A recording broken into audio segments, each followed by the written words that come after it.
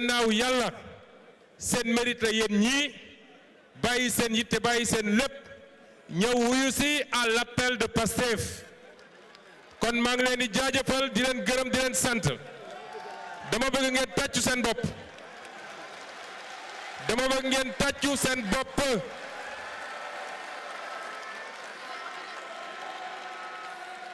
li ngeen tàccu doyul de dama bëgg ngeen tàccu seen bopp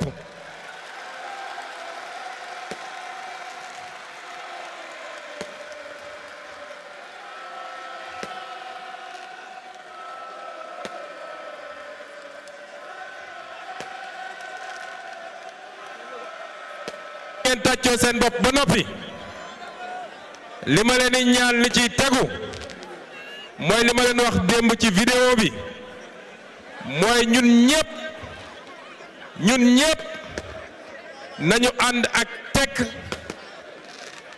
bu ko defee message bi ñu jàllale ko bu ñu paree nag ñu defaat animation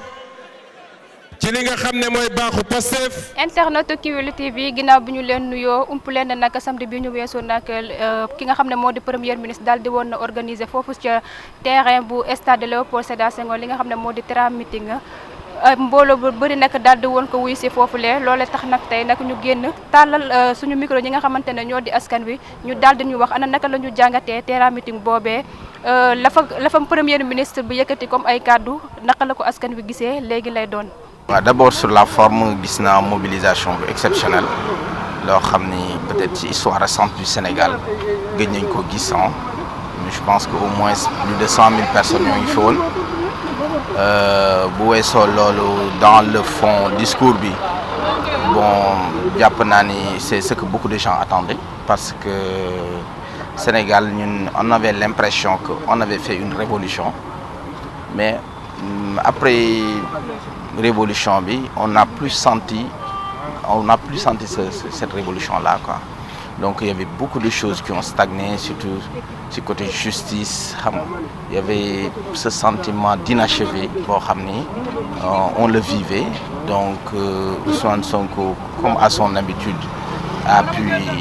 redonner confiance à la jeunesse donc j'ai ressenti que beaucoup de gens yoo xam ni am nañ doon doute vraiment discours am tax nañu gën a amaat confiance que les choses vont aller dans le sens de voilà de faire une justice bu gën a pour les victimes au moins ñu obtenir au moins l'ouverture de procès et aussi que moom il ne cautionnera jamais maanaam la corruption surtout li ma ci gën a neex mooy le fait que maanaam nga wan ni yow les gens yi nga xam ne qui sont de ton parti muy DG muy ministre muy dans ton gouvernement que tout ce qui est corruption yow tu ne laisseras pas faire et que amoo benn yoon intérêt wala di cautionner que des gens soient épinglés ñu leen di bàyyi noonu muy sedd donc je pense que il a donné un coup de fouet gars yi defaraat seen toogaay et que il ne laissera pas voilà corruption di gangréner parce que moom moo ñu indi fii quand même voilà waaw mën na nekk noonu xam nga aussi tamit bu fekkee ñun sénégalais xam nañu que en politique il y a toujours des coups donc des fois quand on n'est pas d'accord sur des trucs dañ koy régler sur le plan politique donc Abdourahmane Diouf am na meeting bi mu organisé woon fii au niveau de la CICES donc wane ni moom d'accordul en quelque sorte avec le premier ministre sa vision bon c'est un allié moom mën nañ ko nangul sa vision des faits mais man wax dëgg yàlla fekkee nekk nga un Sénégalais war vraiment sentir vengeance parce que da ngay gis que la justice bien vrai qu'elle traîne les pieds mais moom mi ngi ci ñoo ngi jàpp des gens ay pro Sonko des gens de Pastef ñoo ngi tamit libérer des gens yoo xamante ni voilà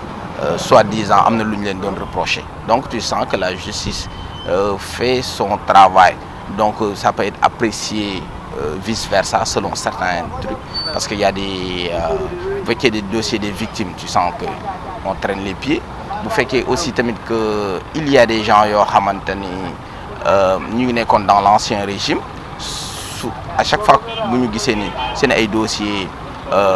amul loo xamante ni crédible ñu war leen maintenir dans les liens de la détention dañ leen libérer tout bonnement donc man sentiruma vraiment vengeance parce que aussi tamit vengeance buñ koy wax maanaam kenn du ko defee devant la justice man soo ma defee dara su may venger wu directement lay ñëw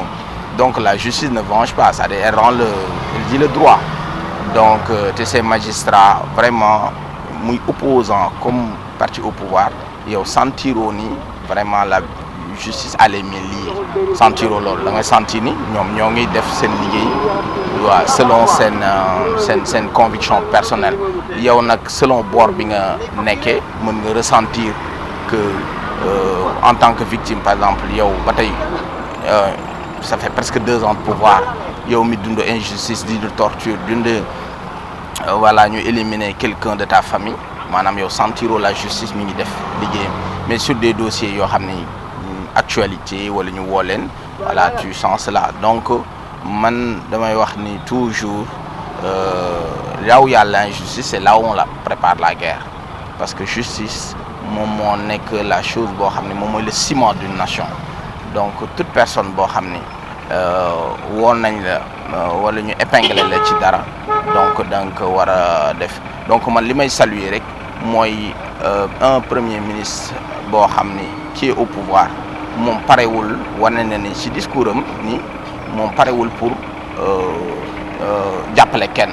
képp ku mu jàpp ni tu as fauté wala yu mel noonu maanaam yoon dina dal ci kaw je pense que noonu mu ko rappelé pour lui et pour ses partisans que moom du def faral kenn loolu c'est de bon augure pour la justice léegi nag on est en politique bon les gens peuvent apprécier diversement position ku nekk mais man gisuma si loo xamante ni ñun li ñuy daw rek peuple mooy que les politiciens soient copains parce que loolu mooy suñu musiba mais dès l'instant où chaque personne boo ñëwee au pouvoir tu rends compte wala que les personnes yi nekk ak yow sentir ne ils ne sont pas couverts man loolu je pense que c'est une bonne nouvelle pour la démocratie pour la justice sociale aussi. man lu ma jàpp rek mooy daan ñëwoon pour namanti ko militant ba pare ñun tamit namoon nañ ko gëjoon nañ ko gis occasion la aussi ñu gisaale ko occasion la tamit ñun ñu xamaale aussi la moo xew ci gouvernement bi parce que nit kenn bu la falee normal la nga rendre compte si ñu la faloon loolu laa gisoon gisuma si négatif quoi franchement. non pour man lu mu doon wax nekkul wax ji boo ko fi indi xam nga tey nit dina woote juste pour wane dooleem fu mu toll parce que tamit ay wax commencé woon na am ñenn ñi yaakaaroon ne ñoom ñoo taxoon Diomaye Faye toog si bopp nguur gi aussi moom maanaam day ñëw pour wane ne carrément du yéen pour man la te aussi loolu c'est normal parce que tamit politique la politique doo taxaw rek ne gaje naa léegi damay toog sama koy parce que terrain bi kenn moomu ko gars yi ku ñuy faral di gis rek kooku la ñuy bàyyi xel c'est normal mu génn aussi wane doole wane ne ba tey moo fi nekk te aussi la nii ñi moo fi nekk te ñun tamit moom la ñuy topp. mais xam nga avant premier ministre Sonko la te premier ministre day jeex Sonko day ñëwaat te ñun Sonko la ñu xamuñ premier ministre te tey jii duñ dee ba fal ko dañ faluñ ko pour premier ministre dañ ko fal pour mu dooni président te loolu ab liggéey la boo xamante dañ see war a nekk dëkk bi nag ku ne kenn du wax méttiwul man mi Pastef la 100% dëkk bi métti na mais loo gis daa am lu ko waral tey jii dañuy xool lan moo ko waral lu ko waral loon jéem a xool lan mooy solution yi te solution yi yaakaaroon naa bokk na si lu taxoon ñu woote parce que tey ñëw fa rek ne salaamaaleykum ndax mu naa yéen si jàmm yéen si jàmm parce que wax na la carrément lan mooy cause bu waral dëkk bi lu tax dëkk bi métti te ñun ñi tamit ku si naafi ku xam nga ni looloo tax dëkk bi métti parce que ñu fi nekkoon tamit def nañ lu leen neex fii koo xamante ni yaa ngi Sénégal juddoo Sénégal màggee Sénégal yoroo Sénégal doo weddi ne ay det kese am na doo weddi ne ay sàcc am na ci réew mi li ñu war a def nag mooy képp ku lekkoon alalu réew mi nga jël ko nga di teg ko si yoon justice bi dox lu mu war a doxee maam ñi jàpp amul sens ay jàpp ñu saaga Sonko jàpp ñu saaga Macky Sall loolu amul sens parce que bu ñu la saaga taxul fenn mais alalu réew mi nga xam ne mu ngi si loxo nit ñi nañ ko récupérer def ko si réew mi mën a amaat ndaw ñi am liggéey ku feebar faju koo xamante ni war na voyage ku ne la nga war a def nga def ko loolu mooy yoon mais ay saaga na kii jàpp nañ kii jàpp nañ kii amul sens nañ xool réew mi nu mu avancé nañ xool réew mi nu mu doxee loolu nag justice la réew mënu dox te justice bi baaxul te li ñu wax te dëgg justice bi ni muy doxee ni arrangé wu réew mi arrangé wu njabootu réew mi même boo fara toog ba chef arrangé wu la nañ xool carrément affaire bi la may farata ñu def ko farata bi mooy ñu sàcc alal réew mi ñu xool ñan ak ñan la nañ xool ba mu leer nag waxuñu ne kenn diwoo sàcc waxuñu kii sàcc mais bu ñu la leeree ne yow jël nga si alal réew mi nañ wax nañ dem jël la indil la li nga jël nga gox nga teg ko boo ko mënee teg boo ko mënul teg ñu tëj la si kose bi même boo ko tegee dañ laa tëj ci kose bi parce que li nga loolu noonu xaalis boobu dund na bul na jël na 200 millions teg na 200 millions jeex na 200 millions lan ñaata la mënoon liggéey si 200 yi nii nañ xool ñaata la mënoon liggéey si 200 ñu boole waale ko si jëlaale ko si yow parce que loolu crime la parce que yow mënoo jël ay milliards lekk ko toog si di romb ay néew ji doole yoo xam ne amul lu ñu lekk te yow mu leer na li ñu waroon dundee yaa ko téye sa poche kooku criminel la kooku dañ ko war a jàpp tëj warul sax nekk télé yi di wax mais réew mi ni muy doxee nii boo xoolee man pour man nag ku si teg ba la moom lépp si Diomaye laa koy teg franchement lépp si Diomaye laa koy teg waaw xam nga tey jii man Mimi Touré Abdourahmane la nu mu tuddee sànq rek Abdourahmane Diouf man bëgguma wax seen mbir parce que tamit lu ma xam si nit mooy da ngay gore ba kere ngay xëy dee yow rapport jàpp na la benn ñu ngi lijjanti loolu fekk pareeguñ te yow xam nga ni loolu la ñuy lijjanti seen waaxonte yi génn gi yëpp xam nañ rapport baa ngi seen kaw moo tax ñuy profité de génn bëgg a laxas si ginnaaw Diomaye mais lu ma jàngat nag mooy Diomaye moo toon nangu loolu parce que tey Abdourahmane Diouf bu amee fitu génn bay wax di tëkku Sonko wala muy dal ci kaw Sonko Diomaye ko may fit boobu parce que am na Diomaye am na noonu comporté ak moom di am fit sax wax loolu noonu te ba mu ko waxee aussi tak dañ ko waroon a wàccee fa mu nekk parce que mënoo nekk si kaw garab bay di ko gor mënul nekk état bi ma lu ma si métti dafa bëri maanaam tey mënoo ànd ak ay nit xeex li ngay xeex ba pare ba falu ñu daan saaga démb nga leen di fal ñu daan taxaw di la xas démb nga leen di fal ñu daan taxaw di xas ñi nga àndal di leen saag nga leen di fal bëgg réew mi dox mënul am maam réew lu koy doxal da ngay xool ñi nga bokk ak gis-gis ñi nga bokk ak ambition ñi nga bokk ak gëm-gëm ñi nga bokk ak Pastef nga ànd ak ñoom Pastef bëri na ay cadre yoo xamante ni fu Abdourahmane Diouf nekk na ñoo ko daa ko ñoo ko gën a xam ñoo ko gën a maîtrise nañ ko wàccee teg fu ñooñu réew mi avancé fii ak àndoog ñi nga xamante ñu ngeen a bokk gëm-gëm yi yéen a bokk gis-gis mënu leen liggéey parce que li ngay liggéey di dem ñee di suul parce que mën nañoo taxaw war na leen ne réew mi lañ bëgg ne bëgg réew mi seen bopp lañ fi nekkal yow bii su nga xamee ne seen bopp la fi nekkal noonu la président am nga droit def degré wàccee nit ki mais la moo tax mënu def degré wàccee nit ki man xam naa ne place Diomaye bu fa Sonko nekkoon coow li yëpp du am te réew mi bu doon mu ngi doon dox li mu waroon doxee 100% fera mitin bi du am parce que Sonko bu demee ba génn di wax man xam naa ne bëgg na wax mais mënul wax waaw man loolu moom leeru mais lu ma xam ba xam mooy warul am ñagas benn ñoom muy kenn si ñoom ñaar war a mën a nangu mu am ñagas parce que ñoom tamit daa am lu ñu jaayoon muy Sonko mooy Diomaye Diomaye mooy Sonko ñun si loolu lañ sukkandiku ba gis preuve contraire maam projet bu ñu jaayoon ba nekk si tey jii nii ñoom waruñ nangu ku ko jugee si àll ba ñëw pour xajamal ko. ok au fait waaw loolu day seetaan naa ko bëggoon naa si dem sax mais au moins temps pour dem quoi mais Sonko moom macha allah quoi au fait. man dafa am lu bëri loo xam ne comprendre ma ko woon Sonko moo tax ma comprendre ko si meeting bii passé si bu ma woon lu bëri quoi mais dafa ma leeralal quoi dafa ma au fait Sonko bi taxoon ma doon bàcc si mbedd bi après xam nga dama amaat courage quoi pour wàccaat si mbedd mi tax moom. non ci au fait dafa ma leeralaat encore loo xamante ne bii dama ko au fait yaakaaruma woon ne moo nekk di exister quoi alors que loolu moo nekk di exister bon comme li mu wax rek c'est-à-dire da ngay comprendre que ni kii. en fait am na lu mu bëgg yëf yi taxawee mais voilà moom ni mu ko bëggee ameewu ko noonu quoi ba pare Sonko day def loo xamante ne bii day tax nit ñi gën ko bëgg mooy day rendre compte quoi da lay leeralal quoi est-ce que comprendre nga maanaam da nga koy jox benn affaire mu ñëw leeralal la yëf yi quoi ne la man li nga ma dénkoon kat lii ak lii xam nga loolu dafa maanaam xam nga loolu considéré la quoi xam nga ndax comprendre nga fi may waxee man wax dëgg yàlla ba ma gisee affaire bi daf ma joxaat force quoi daf ma en fait. non soxna si si il faut mu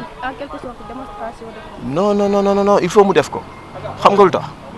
sénégalais dafa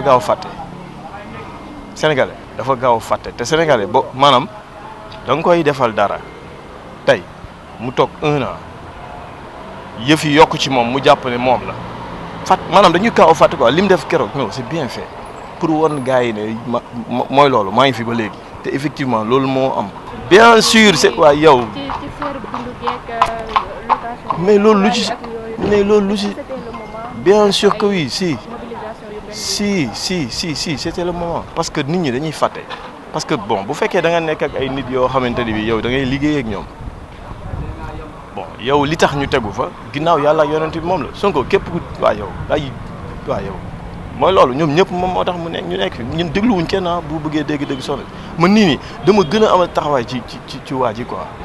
dégluwuñu kenn ku gis nga Sonko lu mu wax noonu la lu mu waxul noonu la lu mu bëgg noonu la lu muy wax non mais kii dafa gore quoi kii goreem dafa ëpp sax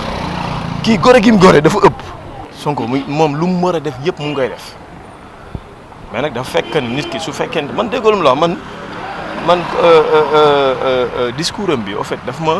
ma fàttali ak bàyyiloo ma xel lu bari quoi ba pare xamloo ma loo xamante ne bi xawuma ko woon quoi sincèrement bon li ma gën a neex mooy que le fait que mu bëgg maanaam au fait suy wax maanaam Sonko suy wax yow da ngay sentir que ni ku bëgg Sénégal a ngi nii loolu xam nga ñun problème ban la ñu am problème mu ay nit yu ñu jiite yu bëgg Sénégal Sonko soxna si dafa bëgg Sénégal xam nga li may wax dafa bëgg quoi bëgg xam nga nit koo xam ne dafa bëgg town bi bëgg affaire yi baax bëgg ñëpp di normal man kooku laa gisaat quoi moo tax discours bi lépp ma ci neex amul lu ma ci naqari lépp man Sonko boo bëggee dégg-dégg non lu mu wax noonu. man daal sama gis-gis bu gàtt mooy que ne nit moom lépp lu am da nga ko koy nangul xam ne ni yàlla moo tudd ni Ousmane Sonko moom dugg na xas na ba dugg si xolu nit ñi ba pare kenn mënu si dara parce que boo gisee lii nii c'est une première dans l'histoire du Sénégal parce que meeting bii nii nga dajale ay personnes yu bari ñoo xam ne dañuy jóge ay Touba Louga yëpp nga war a xam ne ni kii nii am na lu ko yàlla may foofu laay commencé ba pare lenn tamit am na mooy que ni instant nii wax bi moom dafa war a doy instant nii amatuñ dara lu ñu war a wax instant nii jëf moo des jëf bi nag si ñun lay njëkkee ñun waxuma patriote waxuma kenn mais ñun ñoo war a booloo doon benn nga xam ne Sénégal suñu Sénégal la lu ñuy jël di dem feneen yeneen dëkk yi fii mun nañ ko liggéey fi ngeen ma fekk fii mooy sama place liggéeykaay parking bii xaaruñu ci état xaaruñu ci kenn donc ñun ñooy première personne yu war a fexe ba Sénégal jëm kanam duñu xaar 2050 duñu xaar dara mais léegi nii lay commencer man loolu laa gis non discours bi moom il a bien parlé noonu la waaye tamit Sénégal nii pour nga avancer wala pour nga wax nit ñi déglu la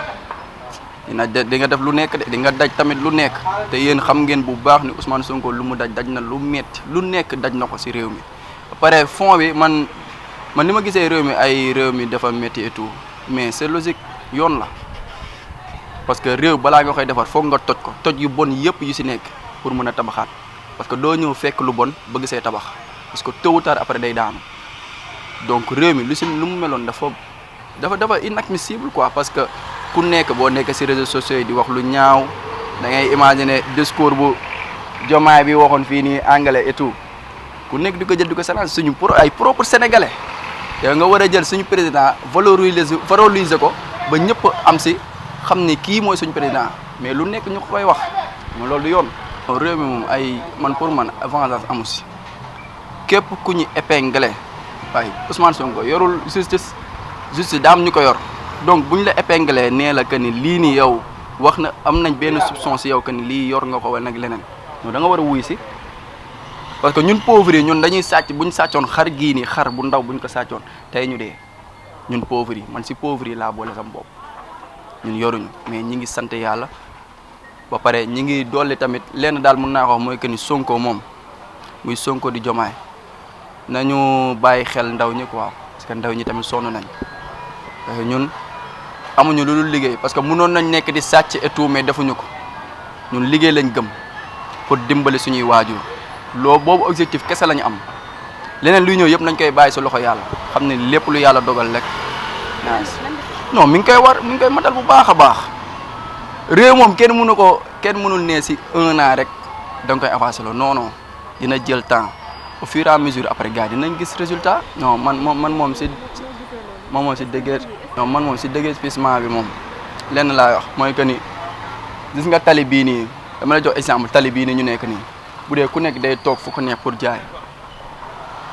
kon réew mi du avancé kon nan la oto yi di rombee kon nan la nit ñi tamit di jaaree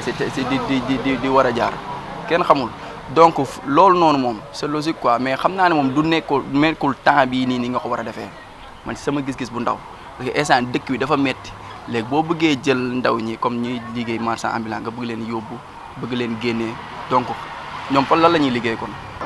benn bis boobu nag da nga koy déglu ki nga xam moo woote pour bu dikkee lam lay wax nga mën koo dégg yóbbaale ko muy sa njariñ ba fii ba 2029 nga mën koo doxal li nga xam moom mooy sa koñ ak sa dëkk. waaw mais xam nga ñooñu moom sax jur ñoo bàyyi xel parce que ñoom ay yàqkat lan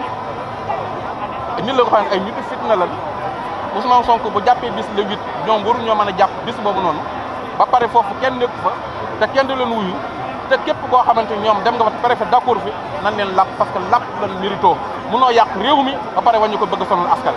kay ñoo ko déggandoo lii nag moo nekkoon tey lu ñu leen andil rek ci seen micro trottoir du jour comme niñ koy farataale di defee saa su nekk ñu waxoon nag ci li nga xamante ne moo di Terra meeting